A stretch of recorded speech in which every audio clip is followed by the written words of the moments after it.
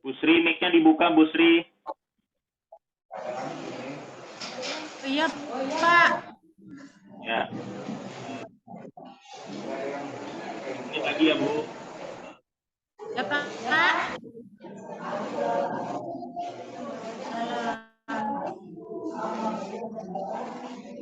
Kalau sebelah itu berisik, katanya.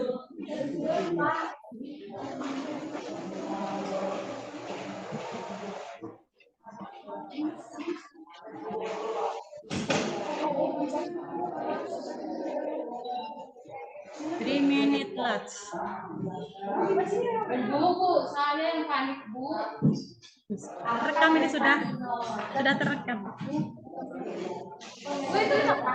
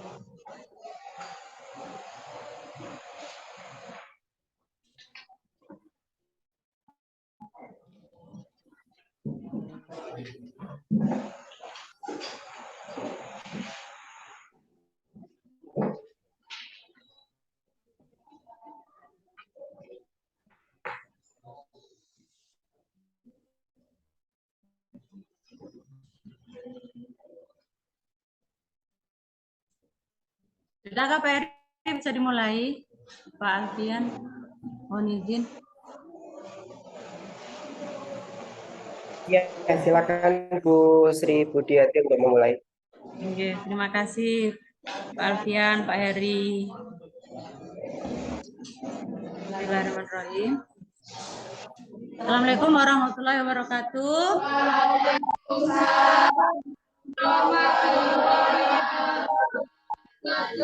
Selamat sore. Oke, sebelum pelajaran dimulai, marilah kita berdoa dulu. Silakan ketua kelas untuk pimpin doa. Ketua kelasnya, silakan. Teman-teman sudah belajar bagaimana berdoa, kita bisa berdoa.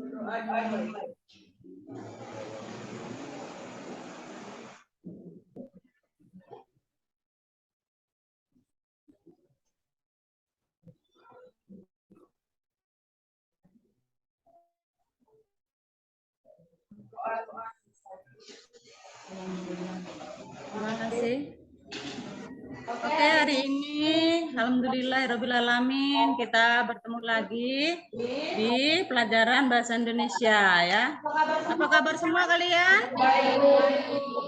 Ya, alhamdulillah sehat semua. Alhamdulillah.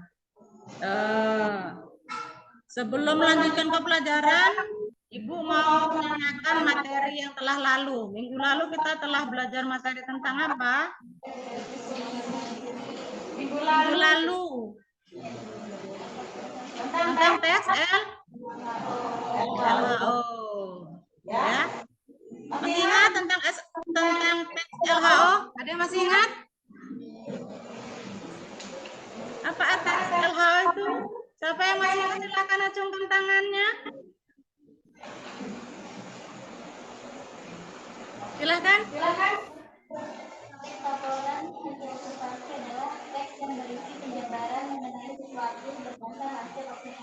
Ya, itu adalah pengertian teks LHU. Semua dengar ya? Ya. Karena materi teks LHU sudah pelajari minggu lalu, sekarang kita lanjut ke teks eksposisi. Kalian pernah dengar kata teks eksposisi? Waktu SMP mungkin pernah belajar tentang teks eksposisi. Pernah? Belum pernah? Tadi sudah dengar kata teks eksposisi dari Ibu. Sudah tahu kan? Dengar kan teks eksposisi? Nah, oke. Kita hari ini belajar tentang teks eksposisi ya. Apa teks eksposisi, tujuannya, bahasanya seperti apa, nanti kita pelajarin di sini semua. Ya, silakan. Sebelumnya ini mau Ibu cek dulu presensi atau kehadiran kalian. Hari ini siapa yang tidak hadir? Muhammad Rizky Alfianur sama Juliana, Elma Saluk, Cantika. Oke, yang lainnya masuk ya. Oke, semua yang sakit segera sehat kembali teman kita ya. Oke, kita kembali lagi ke materi kita yaitu tentang teks eksposisi. Nah, ini materi kita. KD 3.3 dan KD 4.3. Bisa dibaca kelihatan? Ada yang bisa membacakan? Kelihatan tidak? Kelihatan? Silakan siapa yang membacakan dengan suara yang keras.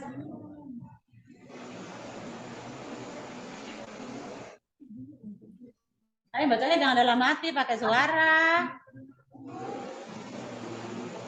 Ada 3.3 menganalisis struktur, isi, permasalahan, rekomendasi kebahasaan, teks eksposisi yang didengar dan atau dibaca.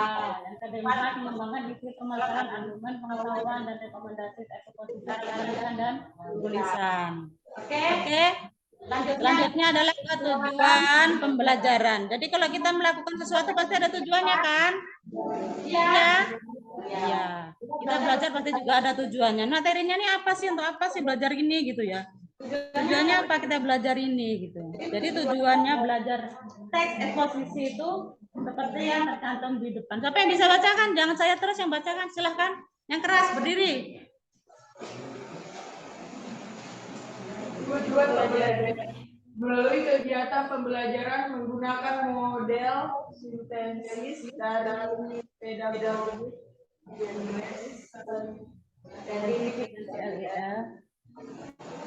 dengan metode peta konsep, peserta didik mengamati, membaca teks Untuk mengidentifikasi. Kelihatan ya? Argumen dan rekomendasi.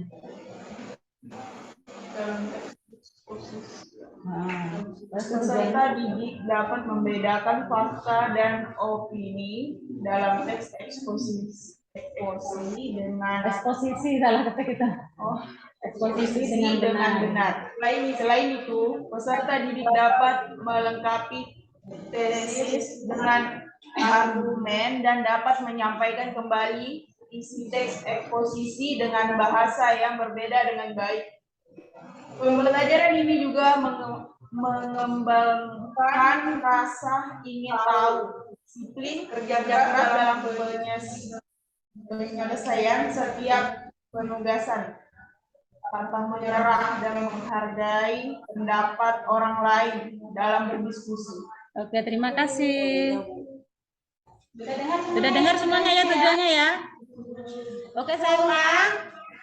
Bahwa tujuan kita belajar tentang teks eksposisi ini adalah nanti kalian bisa mengidentifikasi tesis, argumen, dan rekomendasi dalam teks eksposisi.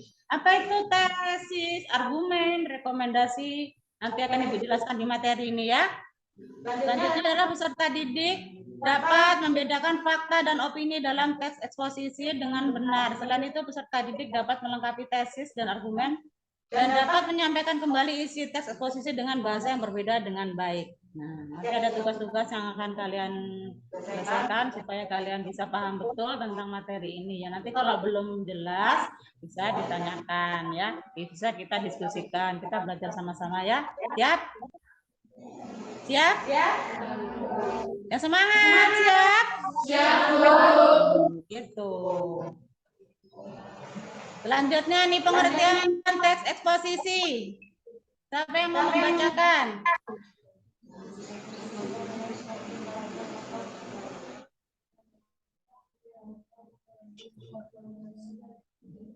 Kelihatan tidak?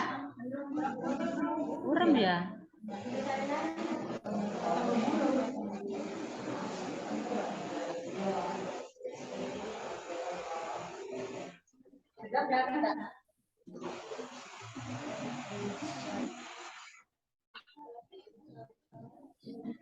Atau bisa maju ke sini supaya kelihatan di belakang? Silakan. Tidak usah takut, silakan maju. Oke, bisa kelihatan. Silakan berdiri, Nak. Pengertian teks eksposisi adalah suatu langkah atau pelaksanaan yang membuat informasi dan pengetahuan yang disajikan secara dekat, padat, dan akurat. Eksposisi juga bisa diartikan sebagai teks yang berfungsi menyampaikan gagasan-gagasan atau pemikiran tentang topik. Tetapi tidak terpilih Ilmiah sudah. Sudah langsung ke lanjutnya biasanya. Biasanya digunakan ketika melakukan kegiatan dalam Forum. teks yang juga digunakan ketika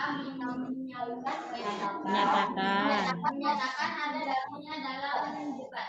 Setidaknya teks itu diberi atau dibagikan dengan yang padat dan jelas agar mudah dipahami oleh pembaca. Oke, terima kasih. Silakan duduk kembali. Nah, teks eksposisi adalah, saya ulang ya, adalah suatu karangan yang memuat informasi atau yang pengetahuan yang disajikan secara singkat, padat, dan akurat. Berarti akurat itu berarti berbentuk fakta ya, ya bukan opini. Berarti teks eksposisi ini berbentuk fakta atau nyata ya. Oke. Teks eksposisi ini bisa diartikan sebagai teks yang memiliki fungsi menyampaikan gagasan-gagasan atau pemikiran-pemikiran tentang suatu topik. Perlu diketahui, teks eksposisi ini bersifatnya ilmiah. Yang namanya ilmiah itu harus nyata ya, bukan tidak nyata ya kan? Nah, biasanya digunakan ketika seseorang melakukan kegiatan diskusi dalam forum seminar. Tahu seminar? Belum pernah seminar? Atau belum pernah dengar kata seminar? Atau belum pernah ikut seminar? Pernah dengar tapi tidak pernah ikut seminar, tidak tahu itu seminar ya. Ya. Nanti kita pelajari di kelas selanjutnya tentang seminar ya. Selanjutnya adalah teks eksposisi juga digunakan ketika menyatakan argumennya dalam debat. Kalau debat tahu? Pernah dengar kata debat? Apa itu debat? Mengadu argumen ya. Nah, itu kurang lebih seperti itulah ya. Kaidah teks eksposisi ini ditulis atau diucapkan dengan struktur yang singkat, padat, dan jelas agar mudah dipahami oleh pembacanya. Ada yang bertanya sampai di sini? Ada yang bertanya? Halo? Tidak tahu sama sekali atau sudah paham? Sudah paham? Sudah paham, Ibu lanjutkan ya.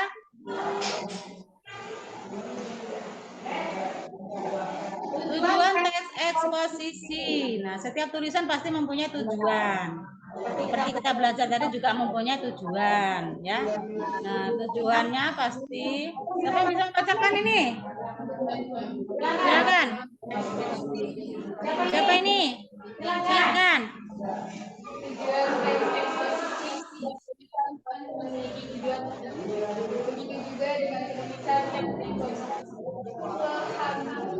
Kami friend, itu bahasa-bahasa gaul ya. Memberikan informasi yang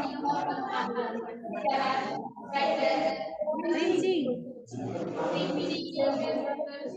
dengan dasar Oke. Tujuan tes eksposisi adalah menjelaskan dengan menyampaikan informasi yang memuat pengetahuan secara rinci dan terstruktur dengan dasar argumen yang kuat. Nah, itu ya. Paham ya? Ada yang tidak paham? Ini tentang menyampaikan pengetahuan gitu loh, tentang misalnya tentang alam, tentang kerusakan alam, tentang dunia pendidikan, tentang apa aja banyak ya. Tentang profesi-profesi bisa dijelaskan di teks eksposisi ini. Nanti kita belajar banyak di situ ya. Nah, struktur teks eksposisi ini ada 3. Tadi di depan kan sudah dijelaskan tujuannya adalah tadi apa? Saya ulang ke atas lagi ya, 10 ya. Nah, ini kalian nanti bisa mengidentifikasi tesis, argumen, dan rekomendasi dari teks eksposisi. Nah, ini ya kan? Di sini sudah ditulis atau dijelaskan tentang apa itu tesis, argumentasi, dan penegasan ulang atau rekomendasi. Silakan siapa yang membacakan? Siapa yang mau membacakan? Kalau tidak kelihatan dari belakang bisa maju sini ya. Kalau misalnya kabur atau penglihatannya kurang gitu. Silakan siapa? Nah, kayaknya susah betul melihatnya ya. Silakan maju. Silakan enggak maju enggak? Enggak apa-apa. Ini dari sini bisa kelihatan. Kelihatan tidak? Untuk teks eksposisi membahas bentuk yang bisa lepas dari sebagai berikut. 1. Tesis. Tesis atau pernyataan pendapat adalah bagian pembuka dari teks eksposisi. Bagian ini berisi penjelasan utama yang ingin disampaikan berdasarkan fakta yang ada pada masalah yang dibahas. 2. Argumentasi. Argumentasi digunakan sebagai unsur penjelas yang mendukung tesis. Bagian ini berisi penjelasan yang lengkap dari tesis yang dikemukakan pada pembukaan teks. Umumnya berupa data hasil temuan, pernyataan ahli, alasan dan fakta-fakta yang terjadi berkaitan dengan masalah yang dipaparkan. 3. Penegasan ulang. Sesuai namanya, bagian ini bertujuan untuk menegaskan kembali atau menguatkan pendapat yang sudah disampaikan di awal. Penegasan ulang juga memuat tentang rekomendasi atau saran dari permasalahan yang diangkat. Oke, terima kasih. Siapa namanya tadi? Nurjana. Terima kasih Nurjana. Itu ya dalam teks eksposisi itu terdapat struktur. Tahu struktur? Struktur. Tahu? Siapa yang tahu struktur? Masa nggak tahu struktur di SMK? Struktur organisasi, struktur di kelas, ada ketua kelas, ada apa namanya? Wali kelas, ada ketua kelas, ada ketua kelas, namanya struktur. Apa struktur itu? Apa? Bagian-bagian. Apa lagi? Gak usah malu, gak usah takut ya kalau menyampaikan pendapat ya. Nggak ada dipukuli kalau salah ya. Kalau salah nanti dibenarkan atau diluruskan. Seperti urutan gitu ya, struktur tuh ya. Dari atas sampai ke bawah. Nah, di situ di dalam teks eksposisi itu ada tesis.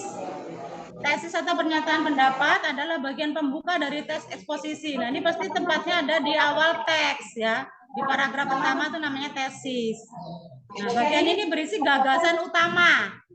Ya, berisi gagasan utama yang ingin disampaikan berdasarkan fakta yang ada pada masalah yang diangkat. Itu di bagian pertama itu namanya tesis. Nah, di dalam tesis itu ada gagasan utama. Yang kedua ada argumentasi. Argumentasi sebagai unsur penjelas yang mendukung tesis. Bagian ini berisi penjelasan yang lebih lengkap dari tesis yang dikemukakan pada pembuka teks. Umumnya berupa data hasil temuan, pernyataan ahli, alasan logis dan fakta-fakta yang terjadi berkaitan dengan masalah yang dipaparkan. Yang ketiga adalah penegasan ulang. Sesuai namanya, bagian ini bertujuan untuk menegaskan kembali atau menguatkan pendapat yang sudah disampaikan di awal. Penegasan ulang juga memuat tentang rekomendasi dan saran dari permasalahan yang diangkat. Ada yang bertanya sampai di sini? Tidak ada? Oke, baik, kita lanjut. Ciri-ciri teks eksposisi. Pasti ada ciri-cirinya ya, sesuatu yang dijelaskan pasti ada ciri-cirinya. Masih banyak materi yang kita bahas, silahkan siapa yang membaca ini. Sebelum kita sampai ke tentang teks dan contoh-contoh teks. Siapa yang membaca? Silakan berdiri, Nak. Kelihatan dari situ ya. Silakan, siapa namanya? Sariri. Oh, ketua kelas ya. Silakan Sariri. Ciri-ciri teks eksposisi. Berikut ini merupakan ciri-ciri teks eksposisi. Berisi informasi dan pengetahuan. Teks eksposisi harus memuat tentang informasi yang mengandung pengetahuan saat kamu membuat teks eksposisi. Pastikan bahwa teks yang kamu buat sudah mengandung informasi penting yang berguna sebagai pengetahuan bagi pembacanya.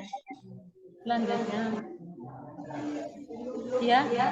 Penulisan yang singkat, padat, dan to the point. Jika kamu perhatikan teks eksposisi dan strukturnya memiliki penulisan yang singkat, padat, dan To the point. Atau tugas saat kamu membuat teks eksposisi. Usahakan agar pembahasan yang kamu jelaskan tidak keluar dari topiknya, ya. Bahaslah poin-poin penting yang benar-benar diperlukan dalam masalah yang kamu angkat pada teks eksposisi. Objektif dan tidak memihak. Poin ini sangat penting diperhatikan dalam membuat teks eksposisi.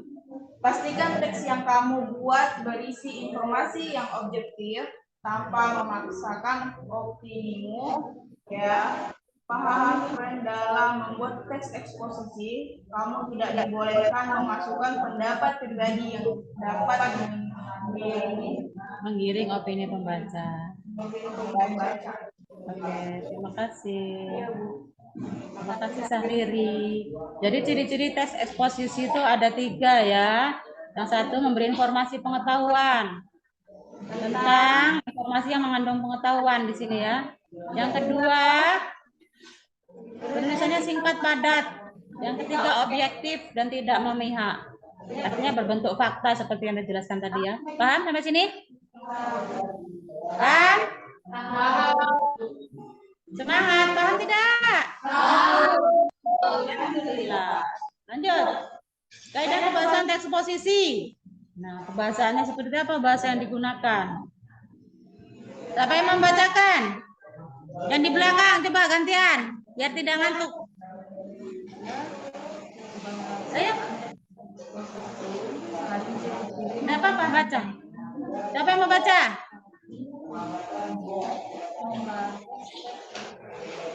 Silakan. Kalau tidak kelihatan bisa maju, Nak ya. Bisa di sini atau di sini, Nak ya. Sekelihatannya aja. Yang keras, Nak ya.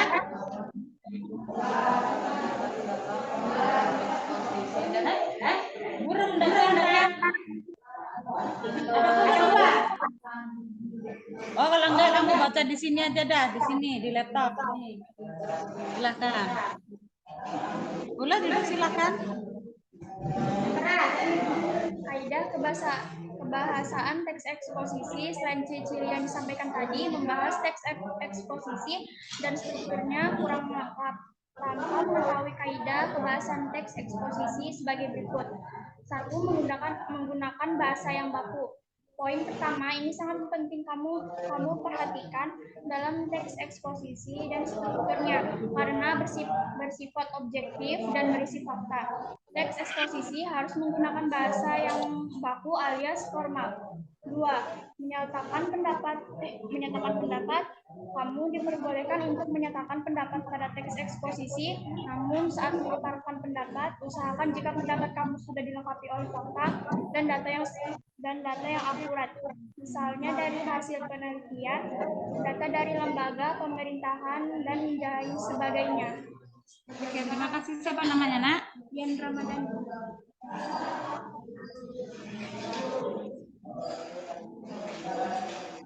Dian Ramadhani. Oh ya, Dian Ramadhani. Ya. Silakan. Silakan kalau mau ke belakang. Oke ya, kaidah kebahasan teks eksposisi. Selain ciri-ciri yang disampaikan tadi, membahas teks eksposisi dan strukturnya kurang lengkap tanpa mengetahui kaidah kebahasan teks eksposisi. Nah, bahasa yang digunakan dalam menulis teks eksposisi seperti apa? Apakah bahasa yang resmi atau bahasa yang tidak resmi? Ternyata dalam menulis teks eksposisi itu menggunakan bahasa yang baku atau bahasa yang resmi, ya. Ada nggak tulisan yang ditulis dengan menggunakan bahasa yang tidak resmi? Ada tidak? Ada tidak? Ada tidak? Tidak usah takut ya. Ada tidak? Ada tidak? Yang ada angkat tangan. Ada enggak tulisan satu karya yang ditulis tidak menggunakan bahasa resmi? Kalau yang angkat tangan yang tidak, silakan angkat tangan. Tidak ada. Tidak ada. Tidak ada. Berarti semua tulisan itu menggunakan bahasa resmi, kah? Tidak. Tidak atau iya? Tidak. Berarti kalau tidak berarti ada yang tidak resmi. Ada. Contohnya apa? Loh. Contohnya apa yang tidak resmi? Menggunakan bahasa yang tidak resmi. Novel. Novel ya? Novel bahasanya tidak resmi. Iya, ada yang resmi, ada yang tidak resmi gitu ya. Karya sastra contohnya ya. Ya kan? Ada tulisan-tulisan indah gitu kan, seperti novel, cerpen, itu kan tidak resmi bahasanya. Bahasa percakapan-percakapan sehari-hari gitu ya. Paham ya? Nggak usah takut untuk berpendapat, anak-anak ya. Selanjutnya adalah menyatakan pendapat. Kamu diperbolehkan untuk menyatakan pendapat pada teks eksposisi. Namun, saat mengutarakan pendapat, usahakan jika pendapat kamu sudah melengkapi dengan fakta dan data yang akurat. Misalnya dari hasil penelitian, data dari lembaga pemerintah, dan lain sejenis, lain sebagainya. Yang ketiga tadi belum ya, menggunakan pronomina atau kata ganti. Kata ganti adalah jenis kata yang digunakan untuk menggantikan posisi kata benda atau orang dalam sebuah kalimat. Contohnya saya, kita, kami, mereka. Yang keempat, menggunakan nomina atau kata benda. Kata benda adalah kata yang mengacu pada benda, nyata dan abstrak, seperti gambar, meja, buku, dan sebagainya. Dalam sebuah kalimat, kata benda berkedudukan sebagai subjek. Tahu ya? Paham? Paham sampai sini? Kalau paham, kita lanjutkan ya. Selanjutnya verba atau kata kerja. Siapa yang mau bacakan lagi nih? Silakan. Siapa namanya? Naam. Ya? Nova. Nova Andita Lari. Silakan, kelihatan dari situ, Nak. Kurang. Gimana kelihatannya tidak maju berapa meter? Silakan, Nak.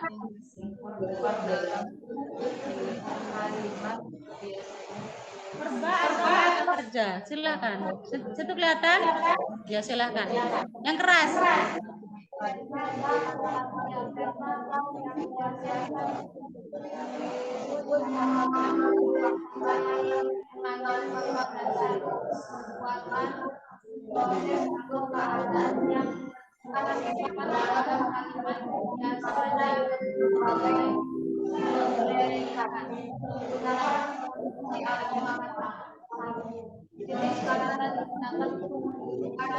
Antara kata, ungkapan atau kalimat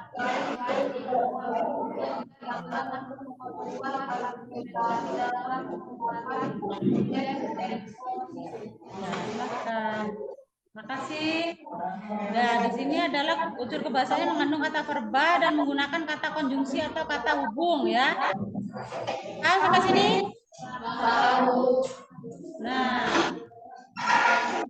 ini sudah sampai ke materi penyusunan teks eksposisi. Dalam menyusun teks eksposisi ada beberapa hal yang penting yang harus kita lakukan.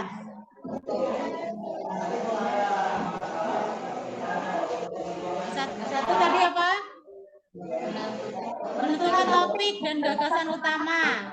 Ada langkah ini. Siapa yang membacakan? Silahkan. Silahkan kamu Dok yang di depan itu siapa namamu? Nabila. Ayo yang keras bacanya Nabila. Penyusunan teks eksposisi. Dalam menyusun teks eksposisi dapat beberapa hal yang penting yang harus kamu lakukan, yaitu satu, menentukan topik dan gagasan utama. Dalam hal awal ini kamu harus menentukan tema atau topik yang akan dibahas dalam teks eksposisi. Tentukanlah gagasan utama yang akan diangkat menjadi masalah yang akan dibahas. Menentukan tujuan. Setelah menentukan topik yang akan dibahas, kamu harus memiliki tujuan utama yang ingin kamu targetkan dari penyusunan teks eksposisi. Buatlah penjelasan atau pemahaman tentang informasi dan pengetahuan baru pada pembaca. Oke. Menyusun teks eksposisi. Ada lagi tuh. Yang ketiga adalah pengumpulan data pendukung. Pengumpulan data pendukung. Dalam teks eksposisi dan struktur pendukungnya dapat data yang wajibnya dan asal menentukan gagasan atau pendapat lengkap didasari data yang objektif berdasarkan fakta yang Ya. Oke ya, dalam menyusun teks eksposisi ada beberapa hal yang penting harus kamu lakukan. Yang pertama adalah menentukan topik atau gagasan utama. Yang kedua adalah menentukan tujuan. Yang ketiga adalah mengumpulkan data pendukung. Itu kalau menulis teks eksposisi. Ini ada contoh teks eksposisi yang sudah ada keterangannya, tesis, argumentasi, dan penegasan ulang. Nah, di sini contohnya teks eksposisi tentang lingkungan. Tesis tadi sudah dijelaskan di depan ya. Bisa memang membacakan?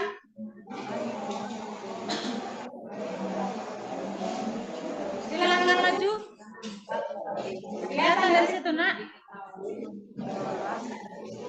Kelihatan?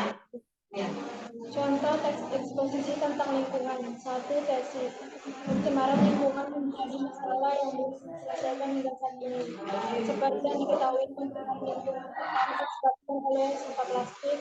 Sumber sampah plastik yang paling banyak mencemari lingkungan berasal dari rumah tangga. Tingkat populasi masyarakat naik. Berpengaruh pula kenaikan penggunaan bahan plastik di rumah tangga, sehingga plastik yang tidak tepat menjadi sampah yang mencemari lingkungan. Lanjut ya, ini argumentasinya.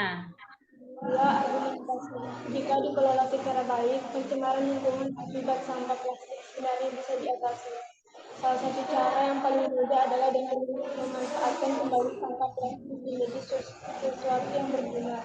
Misalnya mendaur ulang botol plastik bekas menjadi kerajinan tangan atau mengolahnya kembali menjadi biji plastik. 3. Penegasan ulang. Masalah pencemaran lingkungan akibat sampah plastik telah menjadi masalah bersama. Pengelolaan data yang baik ditunjang dengan program 3R, yaitu reduce, reuse, dan recycle, dapat menjadi solusi terbaik untuk mengatasi. Terima kasih. Siapa namanya? Erni. Terima kasih Erni. Sudah dengar semua ya? Tadi teks eksposisi ada tesis, argumentasi, dan penegasan ulang, dan beserta contoh-contoh teksnya ya. Contoh bacaannya. Ada yang belum paham atau tidak jelas sampai di sini? Sudah jelas? Kalau sudah jelas, Ibu lanjutkan ya. Nah, di sini adalah ada tentang perbedaan gagasan utama dan gagasan penjelas. Gagasan utama dan gagasan penjelas ya.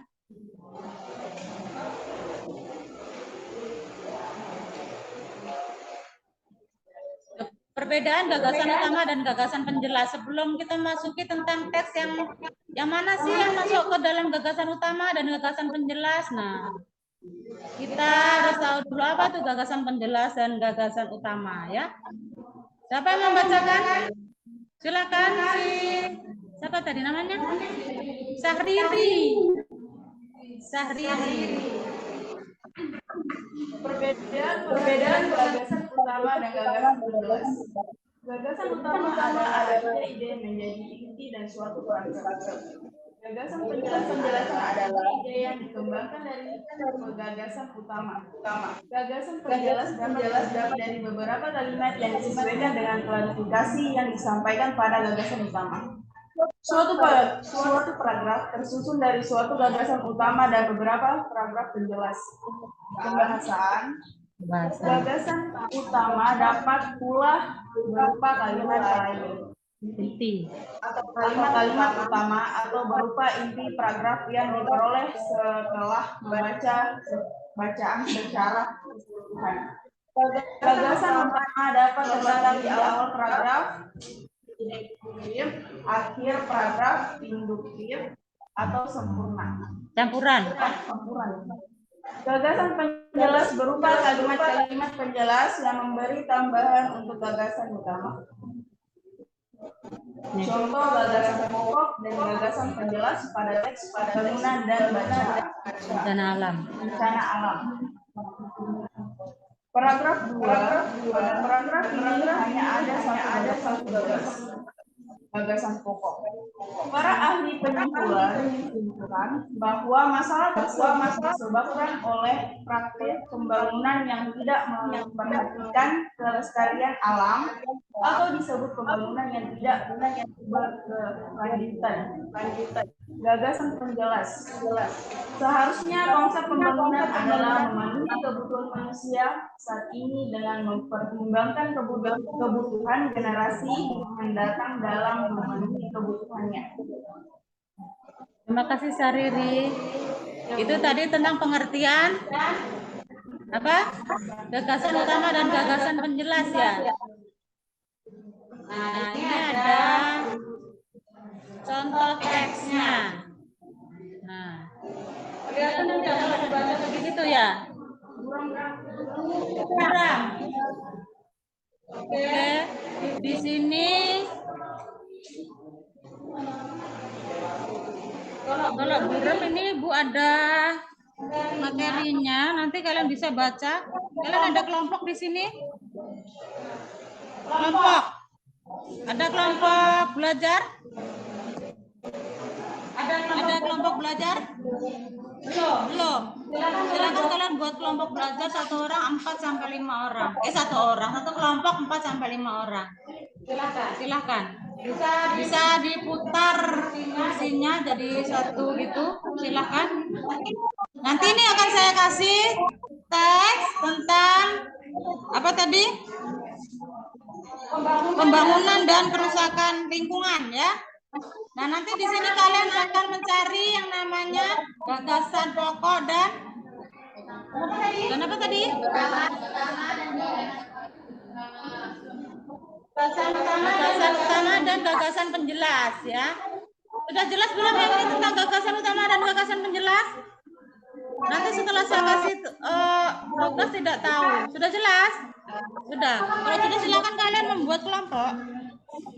Ini saya kasih teksnya per kelompok, nanti kalian kerjakan, cari ya di mana yang mana-mana dari alinea ini nanti yang termasuk gagasan pikiran gagasan utama dan gagasan penjelas ya.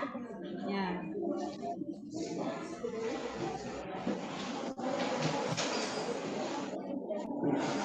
Ada berapa kelompok? Ini ada berapa kelompok? Ya?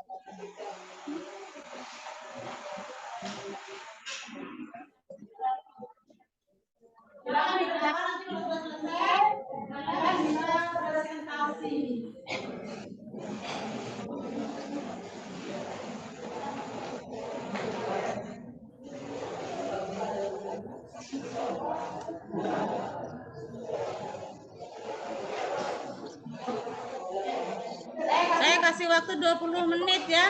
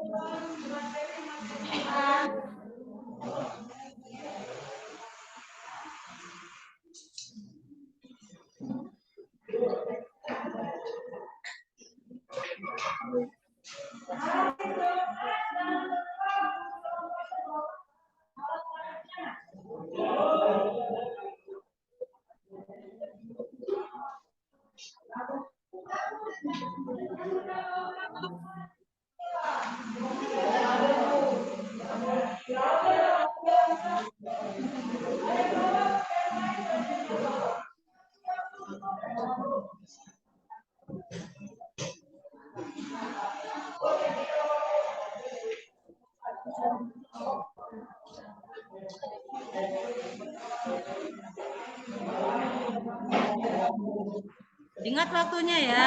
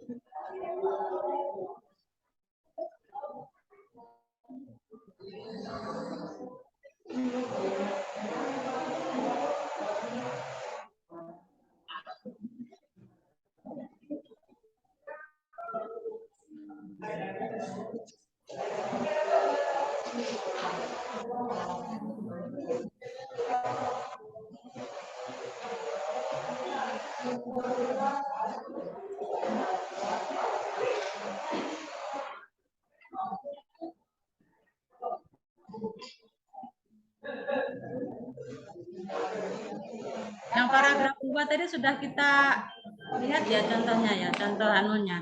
Jadi yang paragraf 2 nggak usah dikerjakan itu ya. Yang paragraf 2 tadi sudah dibuat contoh.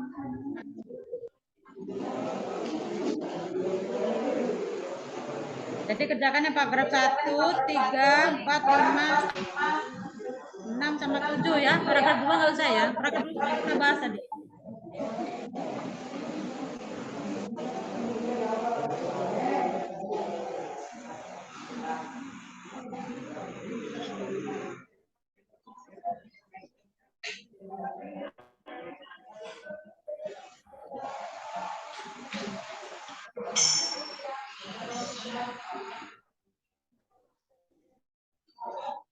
Ada yang sudah selesai? Belum?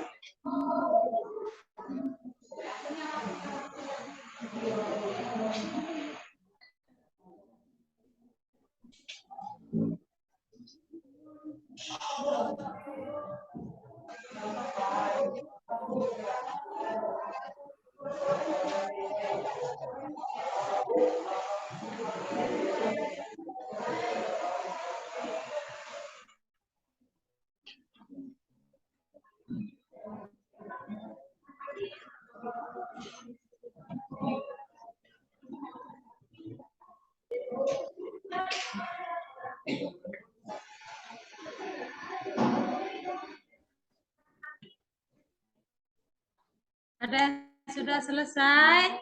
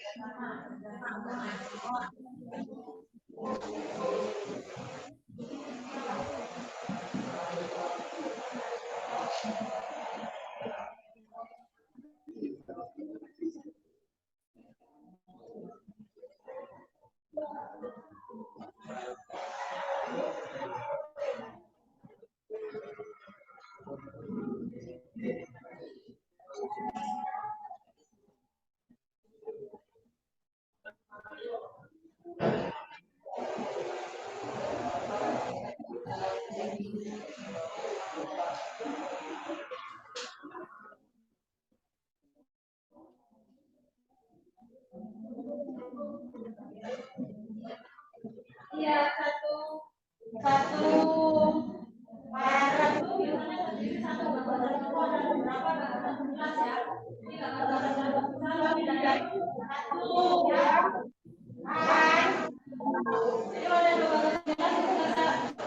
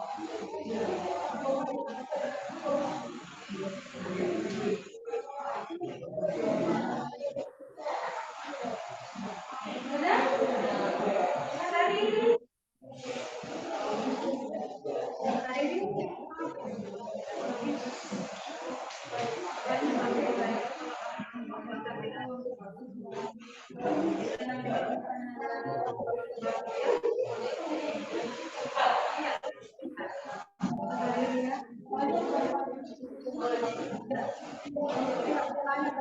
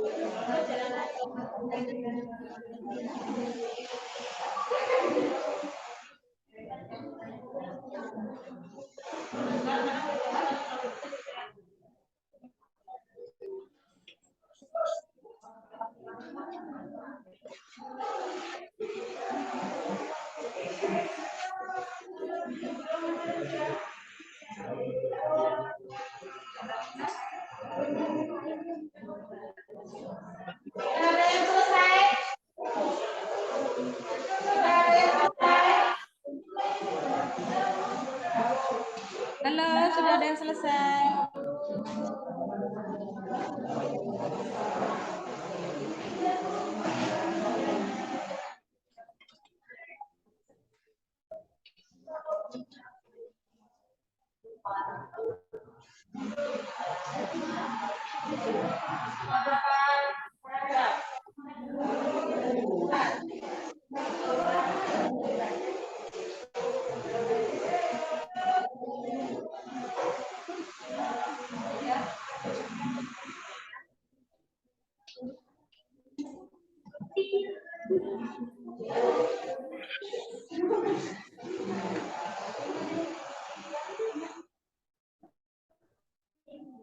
Sudah berapa?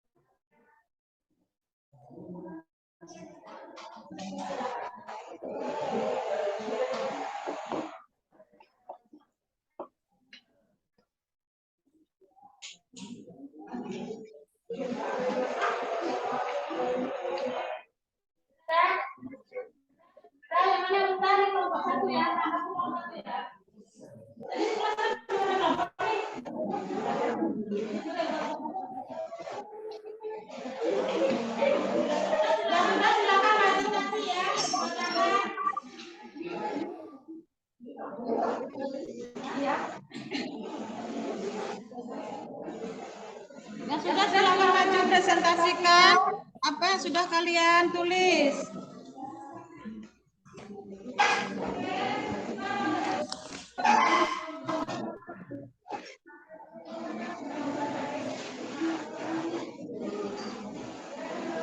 Bapak mana yang sudah silakan.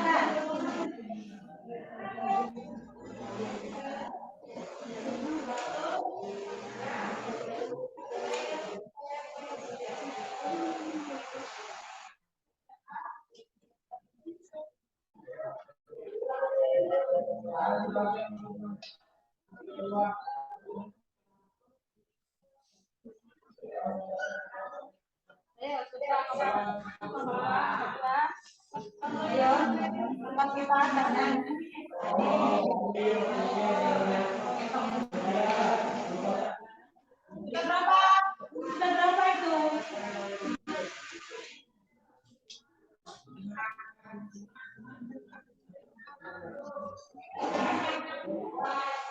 Sudah, nih.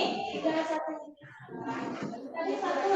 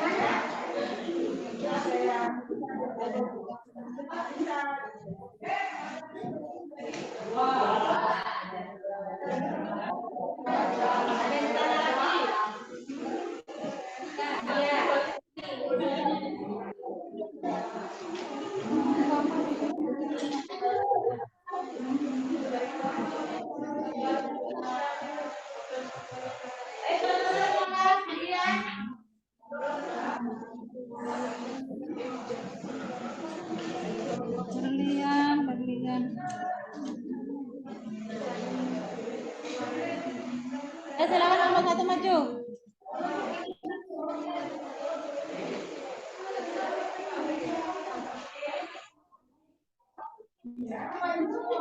Satu aja. Semua kan? Silakan kalau semua nanti gantian satu anak baca satu paragraf ya. Maksudnya di mana ini? Sini. Silakan.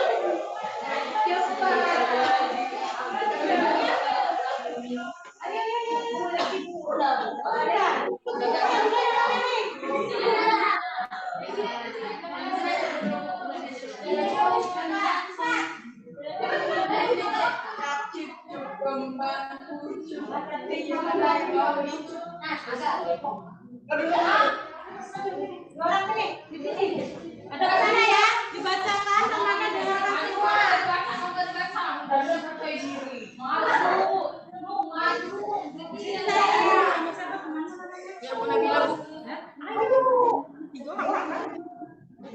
Ada 6 paragraf berarti 1 orang, 2 paragraf apa satu kamu ya?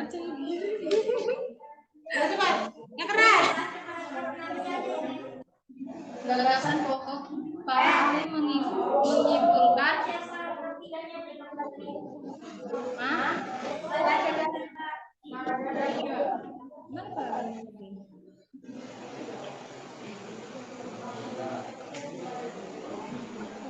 semuanya. Oke, nggak ada baca, maju semua. Apa ini? Gagasan pokok penerapan konsep itu loh.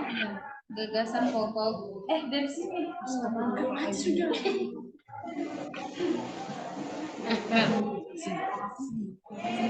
Gagasan pokok. Para ahli menyimpulkan bahwa masalah tersebut disebabkan oleh praktik pembangunan yang tidak memperhatikan kelestarian alam atau disebut pembangunan yang tidak berkelanjutan. Gagasan penjelasan. Seharusnya konsep pembangunan adalah memenuhi kebutuhan manusia saat ini dengan mempertimbangkan kebutuhan generasi mendatang dalam memenuhi kebutuhannya.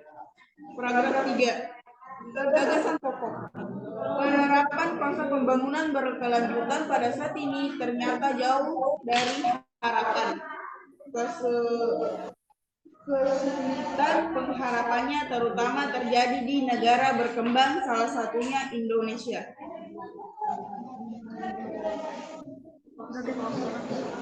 Gagasan pokok pada tahun 2005 sampai 2006 tercatat telah terjadi banjir, longsor, bencana gunung berapi, 241 gempa bumi dan 13 bencana tsunami.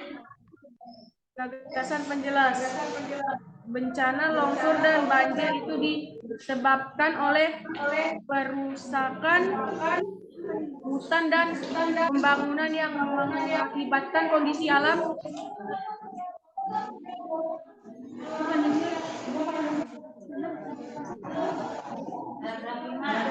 Sampai sini. Kamu sini.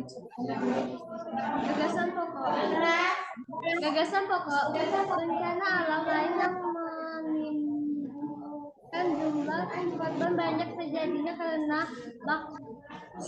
praktik pembangunan yang dilakukan tanpa memperhatikan potensi bencana. Gagasan penjelasan, misalnya banjir yang terjadi di Jakarta pada Februari 2007 dapat dipahami bagian dampak bangunan kota yang mengabaikan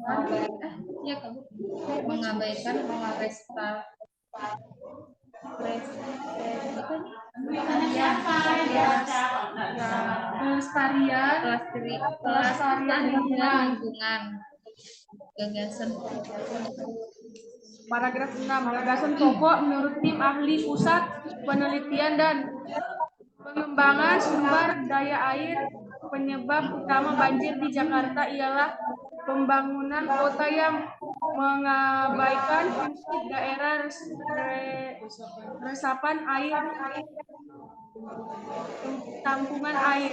Gagasan penjelas. 1. Hal ini diperparah dengan saluran drainase kota yang tidak terencana dan tidak terawat, serta tumpukan sampah dan limbah di sungai. Gagasan penjelas 2. Akhirnya, debit air hujan yang tinggi menyebabkan bencana banjir yang tidak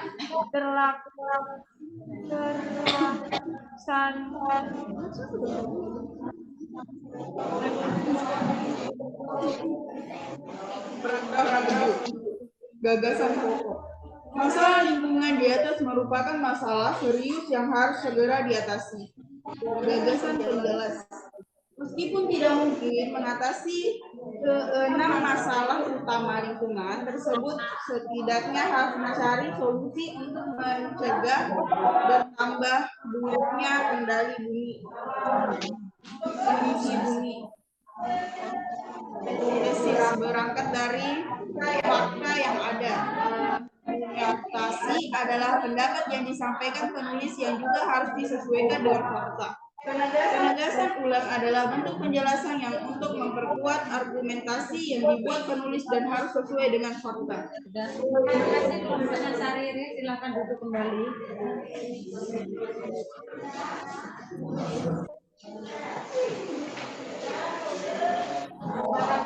Satu,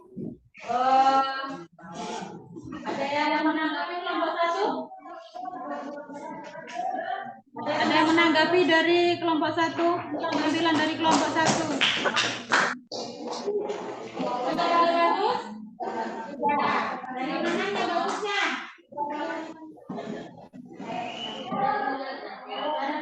Nah, tapi ya bagus sudah bagus ya. Sudah bagus, sudah besar.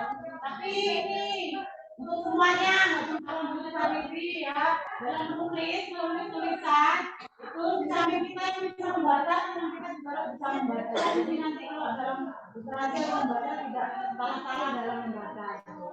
Dalam membaca tulisan yang diketik juga kadang ini kurang lancar, jadi kurang terbiasa membaca mungkin ya.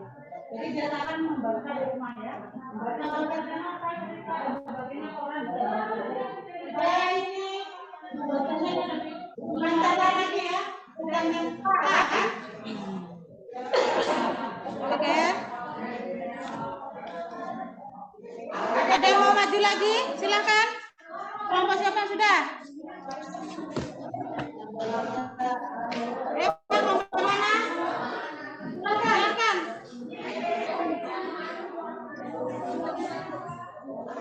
Dapat 2 kelompok 321, 321.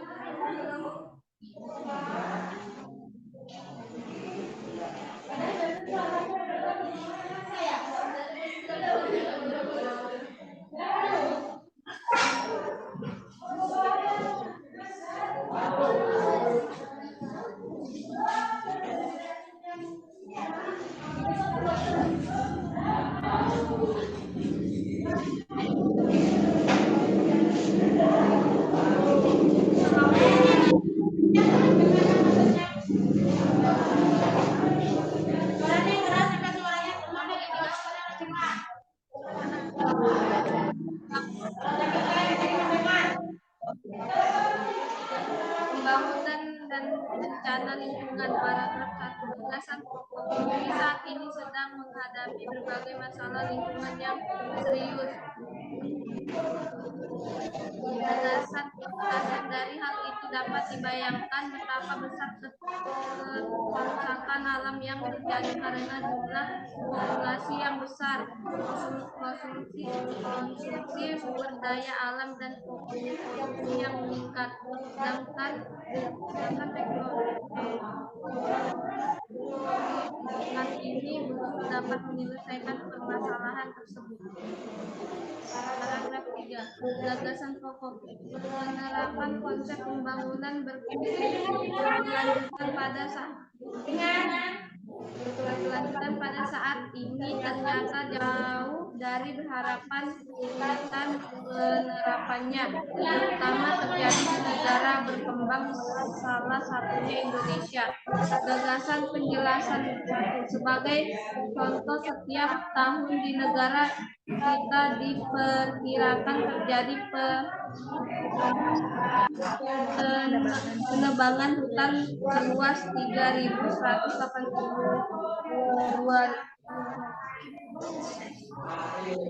atau seluas 50 kali luas kota Jakarta. Gagasan penjelasan dua hal ini juga diikuti oleh punahnya flora dan fauna. Alangkah kenyataannya ini sangat jelas menggambarkan kehancuran alam yang terjadi saat ini yang diikuti bencana bagi manusia. Paragraf 4 gagasan pokok pada tahun 2005 sampai 2006 tercatat telah terjadi 330 bencana banjir, 69 bencana tanah longsor, 7 bencana letusan gunung berapi, 241 gempa bumi dan 13 bencana bumi. Gagasan penjelasan bencana longsor dan banjir itu disebabkan oleh kerusakan hutan dan pembangunan yang mengabaikan kondisi alam. 5 gagasan pokok bencana alam lain yang menimbulkan jumlah korban banyak terjadi karena praktik pembangunan yang dilakukan tanpa memperhatikan potensi bencana. Gagasan penjelasan misalnya banjir terjadi pada Jakarta Februari 2007 dapat dipahami sebagai dampak pembangunan kota yang mengabaikan jumlah dan penjelasan lingkungan. Pelestarian lingkungan. Paragraf 6 gagasan pokok. Menurut tim ahli pusat penelitian dan pengembangan sumber daya air, penyebab utama banjir di Jakarta ialah pembangunan kota dan polusi daerah serta hal ini diperparah dengan saluran drainase kota yang berencana dan tidak terawat serta tumpukan sampah. Akhirnya debit air hujan yang tinggi menyebabkan bencana banjir. Paragraf 9. Masalah lingkungan di atas merupakan masalah serius yang harus segera diatasi. Jelas, meskipun tidak mungkin mengatasi karena masalah utama lingkungan tersebut, setidaknya harus dicari solusi untuk mencegah bertambah buruknya kondisi bumi. Tesis berangkat dari fakta yang ada, implementasi adalah pendapat yang disampaikan penulis yang juga harus disesuaikan dengan fakta. Penjelasan ulang adalah bentuk penjelasan ulang untuk memperkuat argumentasi yang dibuat penulis dan harus sesuai dengan fakta.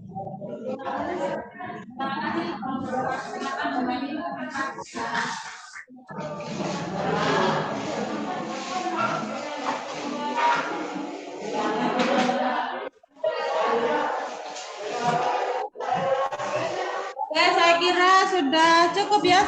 Kelompok 3 mau maju lagi?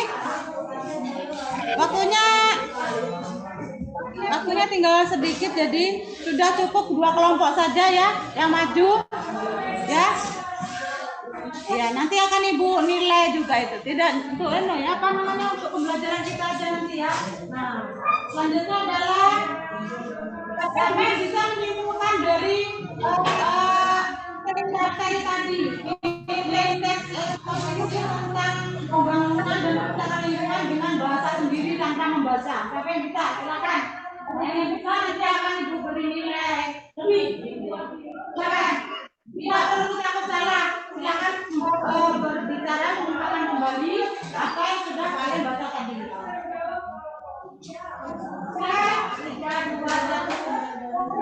Tidak takut, nggak usah takut salah. Lupa kembali. Tadi apa? Silakan.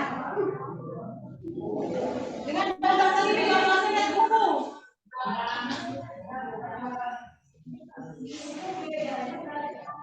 Dengan bahasa sendiri tidak harus pas di buku, nggak apa-apa ya. Tapi mengungkapkan lagi.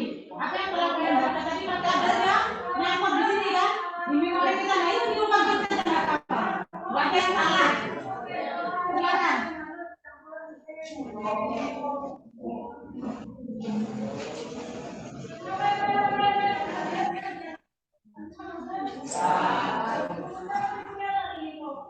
Atau kalau sudah bisa kalian bisa tulis di buku ya. Tulis di buku, kalau tidak berani maju silakan tulis di buku tanpa melihat teks tadi dengan bahasa kalian, silakan. Ya. Tulis di buku saja kalau tidak bisa, tapi dengan bahasa kalian sendiri. Paham? Tentang teks tadi kalian tulis ulang lagi dengan bahasa sendiri di buku tulis. Paham? Ada.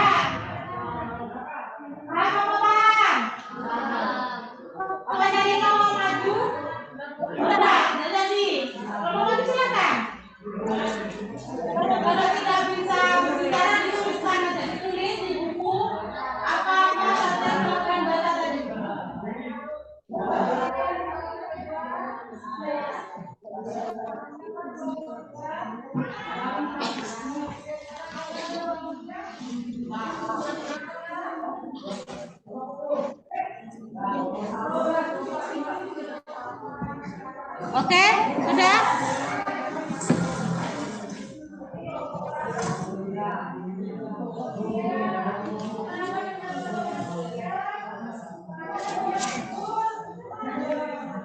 Ini kalian tulis itu sebagai tugas kalian individu ya, nanti akan ibu nilai ya. Yang tadi kelompok, yang ini individu ya. Jadi kalian tulis nanti dikumpulkan ya di akhir pelajaran ini ya. Tidak usah banyak, yang penting kalian bisa menulis gitu ya. Tidak ada semuanya, tidak harus kamu tulis ulang, tidak. Tapi kamu tulis lagi dengan bahasamu sendiri, diungkapkan lagi dengan bahasamu sendiri. Iya, semuanya nulis. Ini menjadi tugas kalian nanti.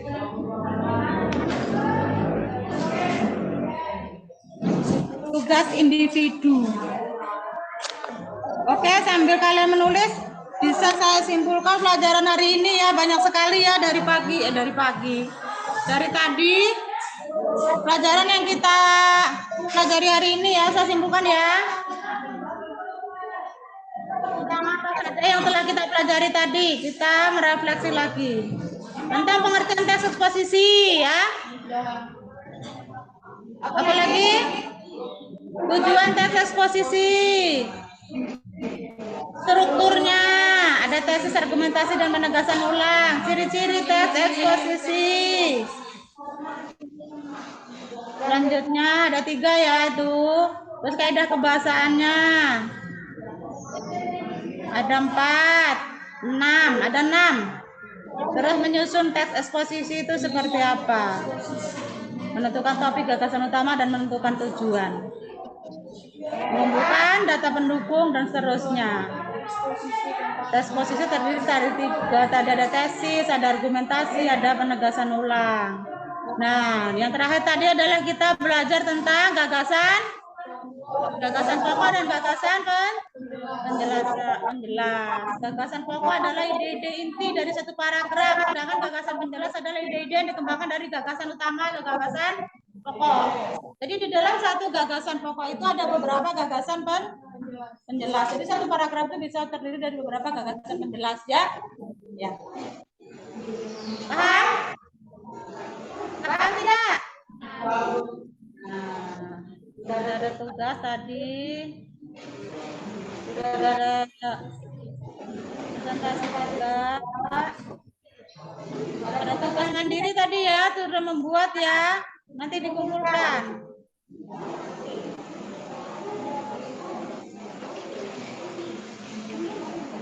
Sampai di sini ada yang bertanya tidak?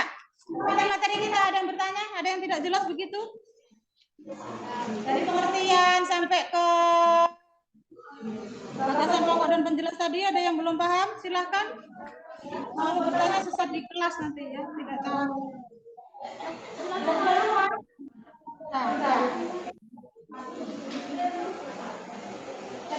Jadi setelah dikumpulkan tadi, apa yang kalian materi?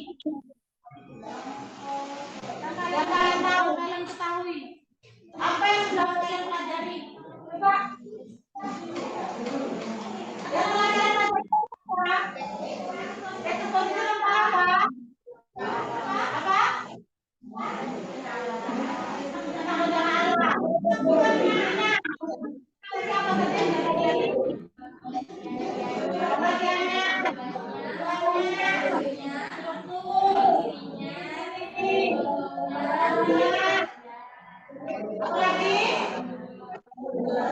Gagasan pokok dan gagasan penjelas. Belakang apa lagi? Gagasan penjelas. Yang belakang apa lagi? Sudah, itu aja ya. Sudah, itu aja ya. Semua ya. Semua ya. Semua.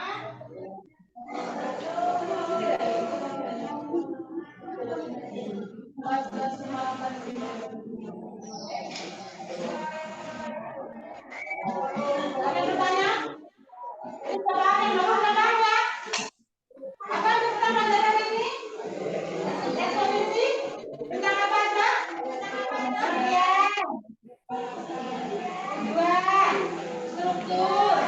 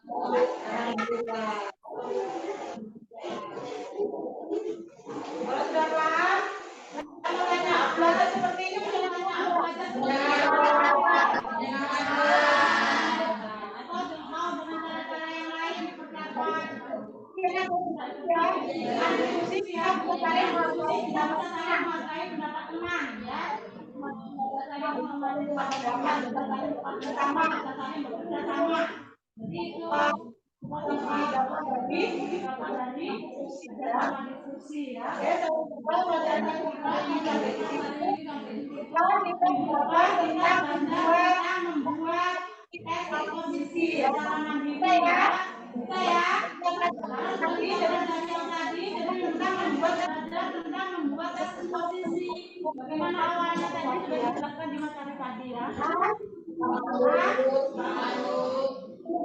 Ada yang bertanya tidak?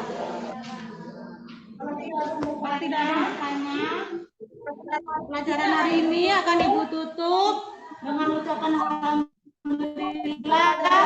Semoga apa yang kita pelajari hari ini bisa bermanfaat, menjadikan berkah buat kita, ya. Dan saya akhiri dengan ucapan tetap semangat, berpikir positif, bertindak positif. Assalamualaikum warahmatullahi wabarakatuh.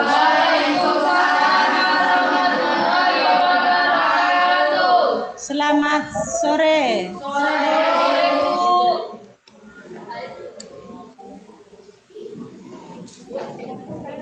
Silahkan kalian bisa meninggalkan kelas ini. Kita kembali ke ruangannya, Ibu akan jumpa.